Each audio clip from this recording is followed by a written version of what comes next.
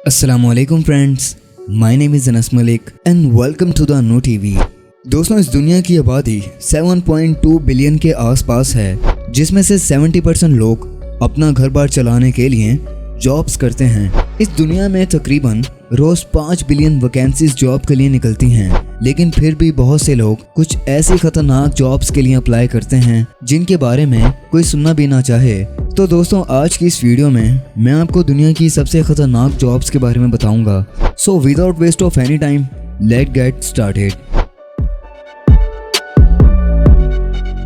दोस्तों, क्या आपने कभी पानी में वेल्डिंग करते हुए किसी को देखा है? शायद नहीं, लेकिन मैं आपको बता दूं कि पानी में भी वेल्डिंग की जाती है। बहुत से ब्रिजेस ऐसे होते हैं जिनके पिलर्स पानी में होते हैं और उन्हीं पिलर्स को वेल्ड करने के लिए पानी में वेल्डिंग की जाती है। पानी में वेल्डिंग करने के लिए आपको डीप सी डाइवर होना लाजमी है। ये काम दुनिया के सबसे खतरनाक प्रोफेशंस में काउंट किया जाता है। समुद्र के अंदर इन डाइवर्स को बहुत छोटी छोटी सी जगहों पर भी जाना पड़ता है। इस काम में काफी खतरा है। इन डाइवर्स को पानी के प्रेशर, इलेक्ट्रिक शॉक और गैस पॉइजनिंग जैसी कई प्रॉब्लम्स का सामना करना पड़ता है, जिसकी वजह से कुछ डाइवर्स तो अंदर जाने के बाद काम करते वक्त बेहोश हो जाते हैं।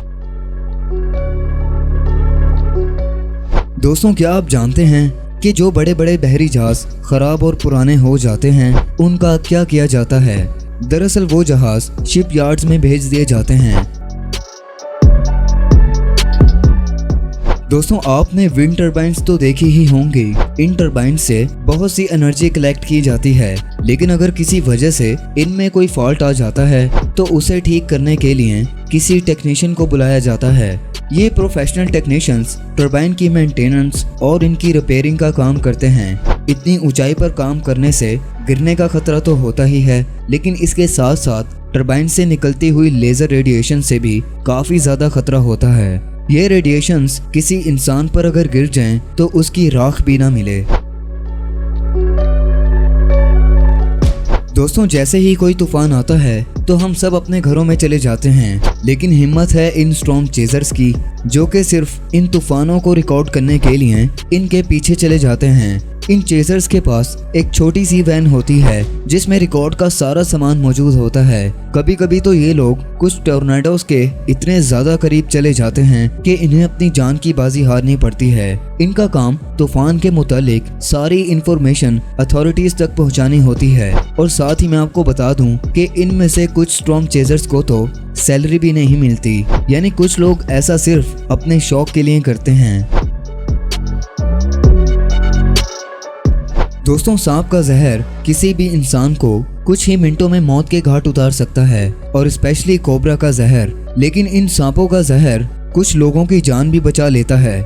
जी हाँ दोस्तों, सांपों का जहर निकालकर उससे डिफरेंट एंटीडोट तैयार किए जाते हैं। सांप का जहर निकालना बकरी के दूध निकालने से 1000 गुना ज्यादा मुश्किल काम है। अगर आप ये जॉब करना चाहते हैं तो पहले 10 बार सोच लें, क्योंकि छोटी सी गलती भी आपकी जान ले सकती है। सांप को संभालना ही काफी ज्यादा मुश्किल काम है, लेकिन उसका जहर निकालना ये उससे भी कई ज्यादा मुश्किल काम है।